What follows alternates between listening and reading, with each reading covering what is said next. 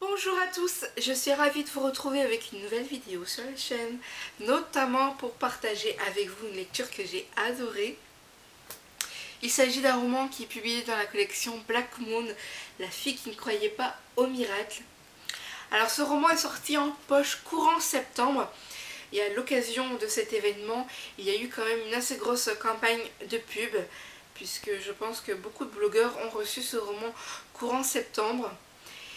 Et ce titre a été beaucoup associé à Nos étoiles contraires, notamment parce que Nos étoiles contraires a eu un succès phénoménal auprès des lecteurs.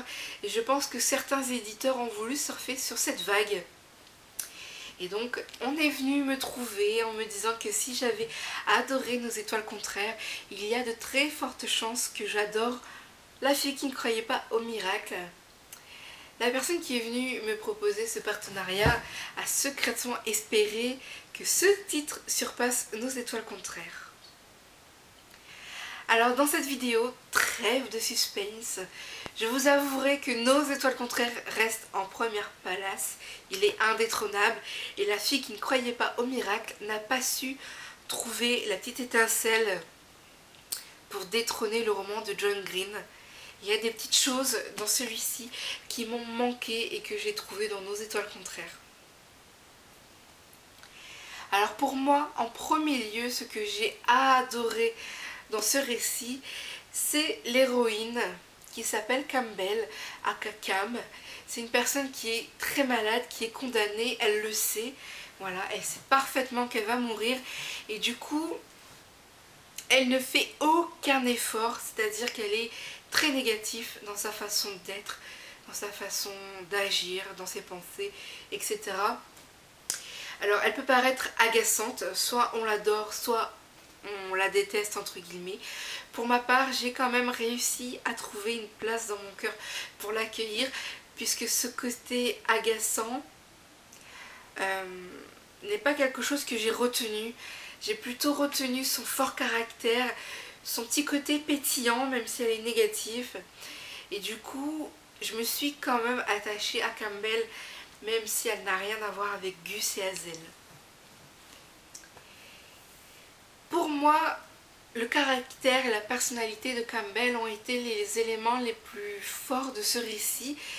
Ce sont des faits qui ont rythmé ma lecture et qui ont fait que j'ai passé un très bon moment et que La fille qui ne croyait pas au miracle se révèle être une agréable découverte.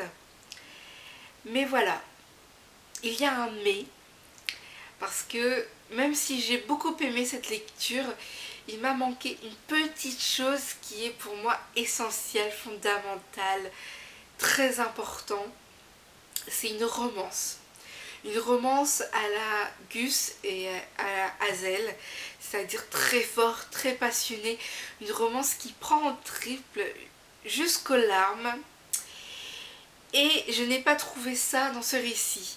Alors attention, je ne dis pas que La fille qui ne croyait pas au miracle est dépourvue d'histoire d'amour. Néanmoins, il m'a manqué quelque chose de très fort, de très passionnel, de très intense pour que je sois 1000 fois conquise par cette lecture.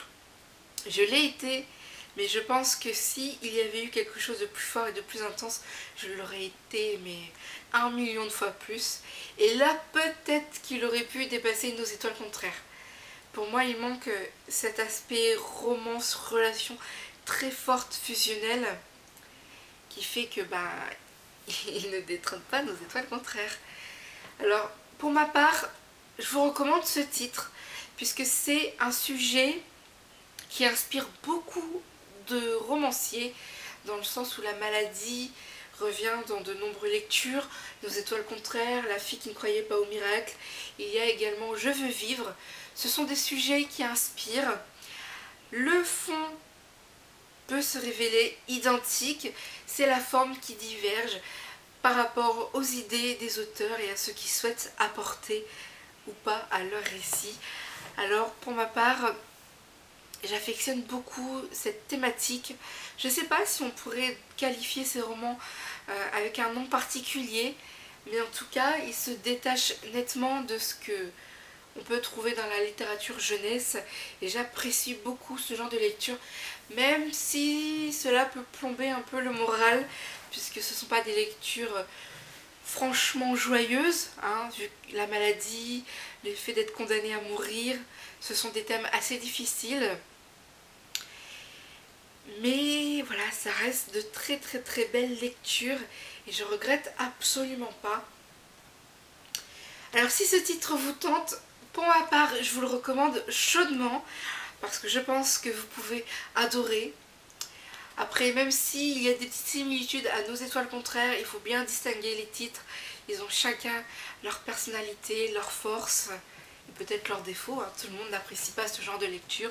Toujours est-il que n'hésitez pas à tenter l'aventure parce qu'il est sorti en poche. Attention, la couverture n'est pas du tout la même. Il n'y a pas de visage ni d'œil, enfin il n'y a pas d'œil sur la couverture poche. Vous pourrez, je pense, trouver la couverture poche dans mon billet écrit si vous voulez avoir le visuel en mémoire. Mais en tout cas, je vous le recommande. Et si ce titre vous tentait depuis très longtemps et que vous n'avez pas osé franchir le pas, n'hésitez plus parce que ce sont des lectures, et là j'englobe Nos étoiles contraires, ce titre, Je veux vivre, ce sont des lectures très intéressantes et qui enrichissent personnellement le lecteur à l'intérieur de soi puisque ce sont quand même des thèmes très forts qui sont abordés. Alors n'hésitez plus à partir à l'aventure en découvrant la plume de Wendy Wonder parce qu'il y a de fortes chances que vous passez un agréable moment. Alors même si Nos étoiles contraires restent en pole position et que la fille qui ne croyait pas au miracle ne l'a pas détrônée, je reste contente de cette lecture et de cette découverte. Et j'espère que vous, si vous l'avez lu, vous avez autant apprécié que moi. Et si ce n'est pas le cas, n'hésitez pas à vous forger un avis parce que vous êtes le meilleur juge pour savoir si vous allez aimer ou pas un roman. Quant à moi, je vous retrouve très bientôt avec de nouvelles vidéos. Ciao!